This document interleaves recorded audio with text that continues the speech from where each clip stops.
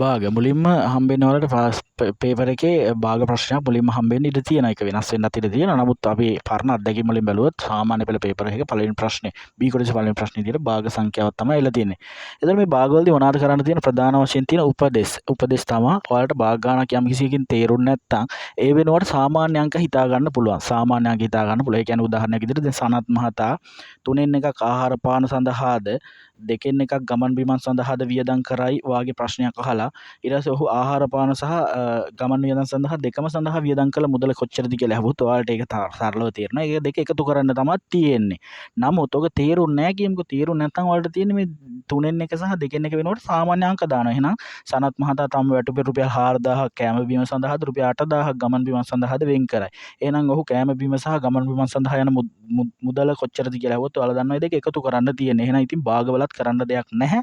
අමුතුවෙන් ඒ දෙක එකතු කරන්න තමයි තියෙන්නේ කියලා අන්නේ සාමාන්‍ය අංක දාලා තීරණය කරන්න පුළුවන්. ඉතින් එහෙනම් 3න් 2යි 2න් 1යි එතන අපිට එකතු කරන්න පුළුවන්. ඒතර පොදු හරය විදියට අපිට ගන්න පුළුවන් 6 සහ ඒතර 2යි 5යි මෙතන ඒතකොට එනවා සම්පූර්ණයෙන්ම වියදම 6න් 5ක් කියලා එනවා. ඒතර ඔයාලගේ ඔළුවේ වැඩ කරන්න ඕනේ 6න් එකක් ඉතිරි. ඕන පැත්තක එක ලියා ගන්න ඉතිරි 6න් 1යි කියලා. ඉතිරි 6න් 1යි කියලා ලියාගත්තට කිසි ගැටලුවක් නැහැ. මොකද 6න් 5ක් වියදම් කරලා 6න් එකක් ඉතිරි. අන්න ඊට පස්සේ අපිට ප්‍රශ්නයක් දෙන්න ඉඩ තියෙනවා. ඔන්න 6න් එකක් ඉතිරි වෙලා දැන් තියෙනවා. ඊට පස්සේ එයා කරන වැඩේ මොකක්ද වෙන්නේ? එයා කියනවා පොත්පත් මිලදී ගැනීම සඳහා කඩේකට යනවා. පොත් මිලදී ගැනීම සඳහා කඩේකට ගිහින් එතන 12න් එකක් වියදම් කරනවලු. 12න් එකක් වියදම් කරනවලු. එහෙනම් පොත් ගත්තට පස්සේ ඉතුරු වෙන මුදල කොච්චරද කියලා ඇහුවොත් දැන් අපිට තේරෙන්නේ නැහැ වගේ කියලා හිතමුකෝ. තේරෙන්නේ නැහැ වගේ නම් සාමාන්‍ය අංකයක් විදියට හිතන්න. සාමාන්‍ය ගණනක් විදියට. උදාහරණයක් විදියට ඔයාලා කඩේට ගිහින් පොතක් ගත්තොත් අපිට ඉතුරු මුදල හොයාගන්න මොකද්ද කරන්න ඕන? කඩේට යනකොට කීයක් තිබ්බද? පොත සඳහා කීයක් ගියාද? එහෙනම් කඩේට යනකොට තිබුණු මුදලෙන් පොත සඳහා ගිය මුදල අඩු කරන්න ඕන. එච්චරනේ. කඩේට යනකොට කීයක් තිබ්බද? අපිට ඔය මුල ඉඳලා ගත්තුවා එකතු කර කර ඒව ඕනේ. පොතක් මිලදී ගන්න ගියා නම් කඩේට යනකොට කීයක් තිබ්බද? හරි 6න් එකක් තිබ්බනේ. මේ ගානේ හැටියට 6න් එකක් තිබ්බා. එතකොට කඩේට ගිහි පොත සඳහා කොච්චරක් වියදම් කරාද? ඒ ගානේ කියනවා 12න් එකක් වියදම් කරාලු. එහෙනම් 6න් එකෙන් 12න් එකක් අඩු කරන්න තමයි අපිට තියෙන්නේ. එතකොට මේ දෙකේ පොදු හරයක් අරන්තර 12න් 2 වෙනවා මෙතන. 12න් 2කින් 12න් එකක් අඩු කරන්න තියෙන්නේ. එතකොට අපිට උත්තරේ එනවා 12න් 1යි කියලා. මේ විදිහට තමයි එහෙනම් පොත මිලදී ගත්තාට පස්සේ ඉතුරු මුදල ඔන්න ඔය විදිහට හොයාගන්න පුළුවන්. මම මේ දල වශයෙන් ගොඩනගනවා කතාව මේ භාග ගානක අහන්න පුළුවන් කතාවක්. ඊට පස්සේ කියනවා මෙහෙම පොත මිලදී ගත්තාට පස්සේ දැන් පොත මිලදී ගත්තාට පස්සේ ඉතුරු මුදල. එහෙනම් මේ 12න් 1යිනේ. එහෙනම් ඒක බැංකුවක ගිහින් තැන්පත් කරනවලු. ඒ මුදල ඇත්තටම රුපියල් 10000ක් නම් සනත් මහතාගේ වැටුප කීයද කියලා අහනවා. හරි. එතකොට අන්න අපිට තියෙන්නේ පොඩි රූප සටහනක් ඇඳ ගන්න. ඒ කියන්නේ මෙතන මේ කොටුවක් තියෙනවා. මේක 12කට බෙදලා තියෙනවා කියලා හිතන්න. 12කට බෙදලා නැහැ. නමුත් මේ 12කට බෙදලා තියෙනවා කියලා හිතන්න. එතකොට මේ 12න් එක කොටුවක වටිනාකම තමයි මේ 10000 කියන්නේ. පැහැදිලිද? පරි වෙලා හරි මෙතන 12න් 2 උත්තරේට අයිලා තිබ්බොත් මෙතන 12න් 2 උත්තරේට අයිලා තිබ්බොත් ඒ කියන්නේ මේ කොටු දෙකක වටිනාකම තමයි 10000 කියන්නේ. නමුත් අපිට අයිලා තියෙන්නේ 12න් 1නේ. ඒ නිසා 12න් 1ක වටිනාකම තමයි 10000 කියන්නේ. එහෙනම් 10000 වැඩි කරන්න ඕනේ අපි 12න් මේකේ සම්පූර්ණ වැටුප කීයද කියලා වැඩි කර මේ හොයාගන්න. එතකොට අපිට 1,80,000යි කියලා ඒකේ උත්තරේ එනවා. දැන් බැරි වෙලා හරි තිබ්බනම් මෙතන කොටු දෙකක. ඒ කියන්නේ 12න් 2 කියන උත්තරේ ආවා නම් අපිට තියෙන ඉතින් මෙතන කොටු එකක වටිනාකම හොයාගන්න. කොටු දෙකක වටිනාකමනේ 10000 කියන්නේ. එහෙනම් කොටු වටිනාකම 5000යි නා කොටු 12 වටිනාකම 5000 ඒවා 12යි හැමරත් එන්නේ 60000 කියන උත්තරේ ගන්න පුළුවන්. ඉතින් ඔන්න ඔය විදිහට තමයි භාග ගානකට උත්තර ලියනවා නම් දෙන්න තියෙන උපදෙස් ටික. ඉතින් ওই ටික පටල ගන්න නැතුව කරන්න. දැන් 2023 ගාන ඇවිල්ලා තිබ්බේ මිනිස් දින ගානක් එක්ක ප්‍රශ්නේ පටලවලා ඒකේ තාප්පයක් බඳින ප්‍රශ්නයක් අහලා ඉතින් මිනිස් දින ගාන. එහෙනම් දැන් අපි හිතන්නකෝ මෙහෙමයි. මිනිස් දින මිනිස්සු 4 දෙනෙක් මට හරියටම ගාන මතක නැහැ. මම උදාහරණයක් විදිහට පාවිච්චි කරන්න. මිනිස්සු 4 දෙනෙක් එකතු වෙලා තාප්පයක් බඳිනවලු දින 3ක්.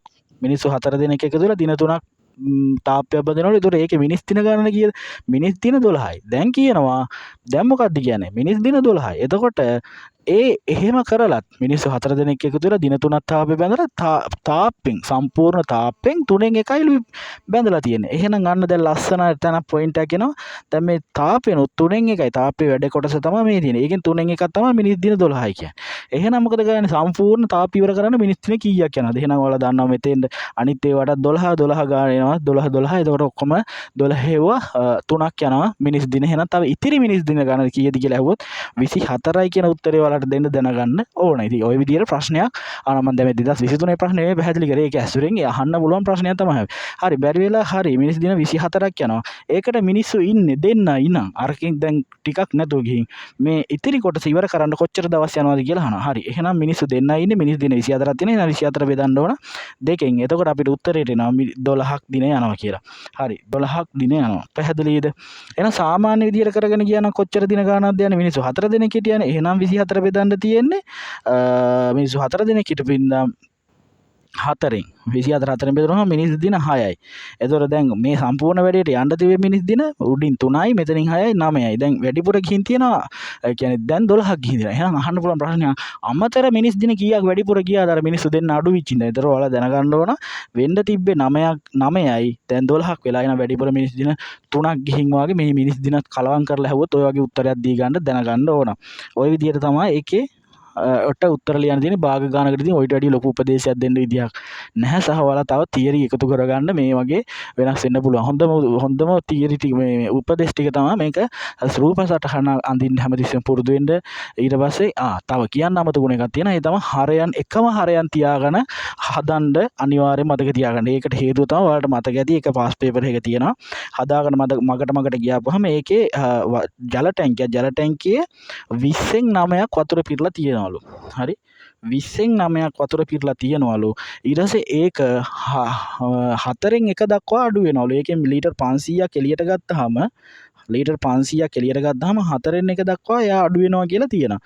දැන් ඉතින් මෙන්න මේ මෙහෙම වෙනවා මේ සිද්ධිය සිද්ධ වෙනවා නම් මේ ටැංකියේ මුරුළු ධාරිතාව කීයද කියලා ප්‍රශ්නයක් අහලා තිබ්බා පාස් පේපර් එකේ. ඉතින් දැන් මේක බලනකොට එකපාරට තේරුම් ගන්න අමාරුයි. හරි. නමුත් මම පොඩි වෙනසක් කරොත් දැන් මේක මම අඳිනවා මෙන්න මේ විදිහට. ඒ කියන්නේ මෙහෙම ටැංකියක් ඇඳලා දැන් මේ එකක් තියෙන්නේ 20න් 9 අනිත් එක තියෙන්නේ 20න් 4. ඉතින් මම මේ 4න් 1 20න් 9 කියන එකේදී 20න් 9ම දානවා. දැන් මේ 4න් 1 බලන්නකෝ. 4න් 1 වෙනුවට අපිට ඕන වෙලාවක 20න් ගාන හදන්න පුළුවන්. 4 20 වෙන්න නම් ගුණ කරන්න ඕනේ 5න්. එහෙනම් 4 වරක් 5 20යි. එහෙනම් උඩ 5 වරක් 1 5යි. එහෙනම් 20න් 5යි. මම මේ 20න් 4න් 1 වෙනුවට 20න් 5යි කියලා දානවා. දැන් ඔයාලට තේරෙන්නේ නැද්ද ගාන? වතුර තිබ්බා 20න් 9ක්. දැන් මොකද වෙන්නේ? ලීටර් 500ක් එළියට ගන්නවා. ලීටර් 500ක් එළියට ගත්තාම ඒක 20න් 9 වෙනවා. එහෙනම් මේ 500ක් එළියට ගැනීම තුළ කොච්චරක්ද අඩු වුනේ කියන එක අපිට කෙලින්ම ලියුව හැකි. ඔන්න හිතෙන් ලියුව හැකි 20න් 4යි මේ 20න් 5යි මෙතන. ඒතර 20න් 9න් 20න් 5 අඩු කරනවා. එතකොට එනවා අඩු වුණු ප්‍රමාණය නේ. ඒතකොට 20න් 4ක් තමයි අර කියන සිද්ධිය නිසා අඩු වෙලා තියෙන්නේ. එහෙනම් මේ 20න් 4ක වටිනාකම ලීටර් 5යි. අන්න ලස්සන තැනක් එනවා පොයින්ට් එකක්. දැන් මම මෙතන කොටුවක් ඇඳ ගන්නවා. මේ කොටුව මම හිතනවා 20කට බෙදලා තියෙන කියලා. මම ඇත්තටම 20කට බෙද ඉන්නේ නැහැ. මගේ ඔළුවේ වැඩ කරන 20කට බෙදලා තියෙන්නේ. එහෙනම් මේ 20න් කොටු 4ක වටිනාකම 1යි 2යි 3යි 4යි. 20න් කොටු 4ක වටිනාකම තමයි මේ ලීටර් 500 කියන්නේ. එහෙනම් මොකද වෙන්නේ? එක කොටුවක වටිනාකම හොයාගන්න නම් අපි මේ 500 4න් බෙදනවා. දැන් අපිට මේකේ උත්තරේ වැඩක් තියෙනවද? අපිට උත්තරේ වැඩක් නැහැ. 500 4න් බෙදපුවම ඕනේ උත්තරයක් එයි. 125යි තමයි. අවශ්‍යතාවයක් නැහැ. එහෙනම් අපිට ටැංකියේ මුළු ධාරිතාව හොයන්න ඔන්න ඔය ආපු උත්තරේ වැඩි කරන්න ඕන 20න්. එහෙනම් 500 බෙදීම 4 වැඩි කරනවා 20න්. දැන් බලන්නකෝ 4යි 20යි කැපෙනවා. ඕනනම් අතන වලට 500 4න් බෙදලා 125 කියලා අරන් ඒ 125 20න් වැඩි කරන්නත් පුළුවන්. ඒක ප්‍රශ්නයක් නැහැ. නමුත් දැන් බලන්නකෝ 20යි 4යි කැපෙන උඩ 5 එනවා. එහෙනම් 5 වරක් 500 2500 ලීටර් කියලා මේ විදිහට උත්තරයක් ගන්න පුළුවන් වෙනවා. ඉතින් ඔන්න ඔය විදිහට භාග සංඛ්‍යාවල එහෙනම් ප්‍රධාන වශයෙන් උපදෙස් කීපයයි තියෙන්නේ. එකක් තමයි සාමාන්‍ය අංක කරලා ලියලා ප්‍රශ්නේ තේරුම් ගන්න. ඊළඟ එක තමයි හරයන් සමානව ලියා ගන්න. ඒ කියන්නේ එකම හරය යටතේ හැම ගානම ලියා ගන්න පුළුවන් නම් 20න් නම් 20න් 40න් නම් 40න් ගොඩක් දුරට ප්‍රශ්න ලියලා යනවා. ඊට පස්සේ තමයි රූප සටහන් අඳින්න. ඒ රූප සටහන් කියන්නේ ඉඩමක් බෙදනවා නම් ඉඩමක් අඳින්න නැහැ. කොටුවක් හරි රවුමක් හරි ඇඳලා ඒ අදාළ තොරතුරු දැක්වෙන විදිහට පොඩි රූප සටහනකින් ගාන තේරුම් ගන්න බලන්න. ওই විදිහට කරොත් අනිවාර්යෙන් ලකුණු ටික හිඳ ගන්න පුළුවන්. මේකෙදිත් ඔයාලා මතක තියාගන්න ඕනේ දෙයක් තමයි අපි මේ අන්තිම ගාල්ලක් චුවටි රෝමිලක්කම පැටලුණා කියලා කොයි වෙලේවත් කලබල වෙන්න එපා. මොකද ඔයාලට ලකුණු 50ක් තියෙනවා. ඉතින් මේ වැරද්දුවත් කමක් නැති ලකුණු 50ක්. එතකොට ඒ ඔක්කොම සුද්ධ කරගෙන හරියන්න ඕනේ නැහැ. ඒ හින්දා කලබල නැතුව පිළිවෙලට සැලසුම් සහගතව භාග ගන්නට උත්තර ලියන්න.